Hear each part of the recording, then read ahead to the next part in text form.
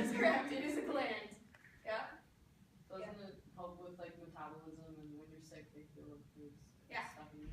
Exactly. Definitely helps with metabolism.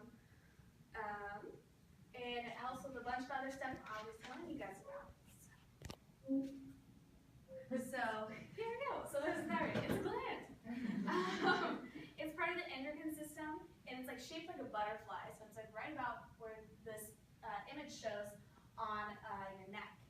And it wraps around your trachea. It's located at the base of your neck, or between the base of your neck, between there and the Adam's apple. Now here's the fun part. We get to locate the gland. You place one finger on your Adam's apple. It helps if you swallow. And then another on the base of your neck, usually where this little indent is. Now move the finger up to the middle of the space. That's like right kind of in the middle there. And now this is the general location of the thyroid gland. So that's basically a general location of the thyroid gland. Most people can't feel it. It really is a smaller gland. But I will be talking about some conditions where you will be able to feel a thyroid gland, and that's also called a goiter. Okay, so I'm going to be using an analogy as a furnace. So basically, we have the heat as hormones. So imagine yourself in a house, and you have heat is in the air. That's the hormones that are in your body. Then you have the people, or to the people who change thermostat. That's the hypothalamus. And that is one little gland inside your brain that's going to be telling you and your other glands what to regulate. And then we have the thermostat, which is the pituitary gland, which is connected to the people. So that's what the hypothalamus is changing. It's a little complicated, but it works.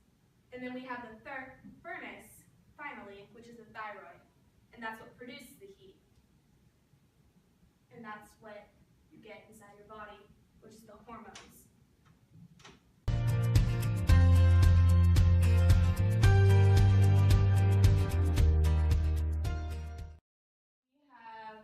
Those are stationary. So I'm going to have the hypothalamus is going to go up to the head right here. I'm going to have pituitary gland next in line. And then we have our thyroid. Now we have our purple card. Where's our purple? All right. You're going to be our TRH, which is going to be the thyroid releasing hormone, which you are going to be like you're going to move between these two hormones. That is your job. And start up near the hypothalamus.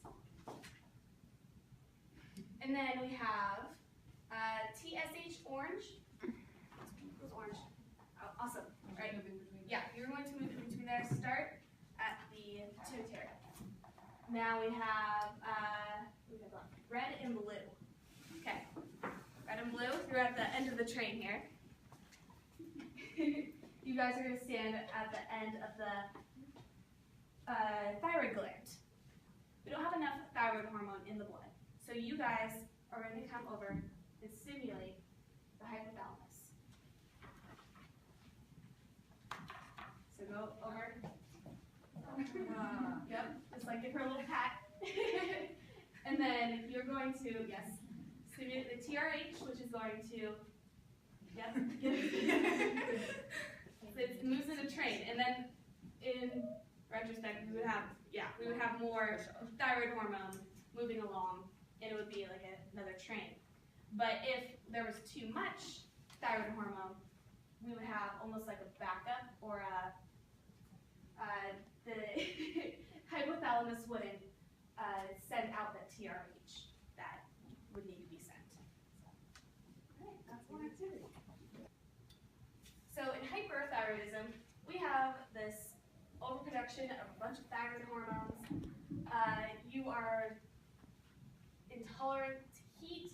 You have fine, straight hair. These are just like symptoms that we've seen occurring over and over with an overstimulated hormone or overstimulated thyroid. And then with hypothyroidism, that's the opposite. We have always cold It's usually, their skin is always really dry, kind of scaly. It's the underproduction of thyroid hormones, so you're not getting enough throughout your body. Your thyroid isn't producing enough thyroid hormone. The diagnosis for this is mainly done by blood tests. It measures, you can do one measuring the thyroid stimulating hormone, or the TSH, and you can also have one that measures the T3 and T4 levels. And there's also one for anti-TPO, which is the antibodies for the autoimmune disease attacking thyroid, which would be something like Hashimoto's, which is part of a hypothyroid disease. So one of the big problems is finding the source and finding out where it went wrong. Where did it go wrong? Did it go wrong in the hypothalamus? Did it go wrong in the pituitary gland? Or the thyroid itself? So you kind of have to think back to that furnace analogy where, like, was it the person that was the messenger that was not doing their job? Or was the furnace broken? Or was the thermostat broken? Let's say, for the true or false, the thyroid is part of the endocrine system. True or false? True. Yep. The thyroid makes TSH and TRH. False. Yep. The thyroid is located behind the Adam's apple. False. Yep. Okay. Graves' disease is linked with hyperthyroidism.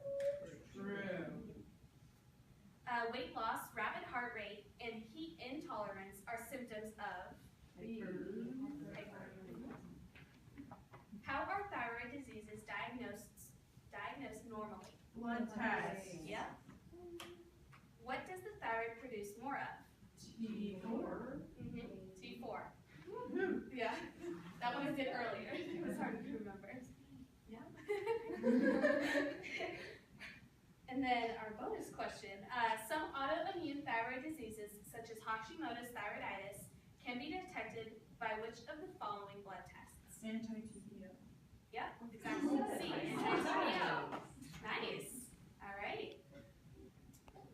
Yep, go for it. So when you said that the T4 produces 8%, is produced 8% in the thyroid, did you mean like 8% of that in the body, or 8% of what the thyroid produces? Well, it's pretty much what the thyroid produces is what it's going to end up being in the body, because, I mean, altogether, that's more of a, I want to say, estimation of what exactly, how much percentage-wise. But, yeah, it's pretty much more of what exactly it produces. Claire and then Kate. So what's different about the T4 that makes it, why is it 8%? Is it more functional? It's more, it's called, T4 is called thyroxine. That's the one that I have a deficiency in. Some people have a deficiency, my mom has a deficiency in T3 and T4, and so she takes two different medications. Like I take levothyroxine, which is just for T4, pretty much. It doesn't have, it's just the amount of amino acids in that certain sequence. There's always gonna be some canyon in the way. There's always gonna be a river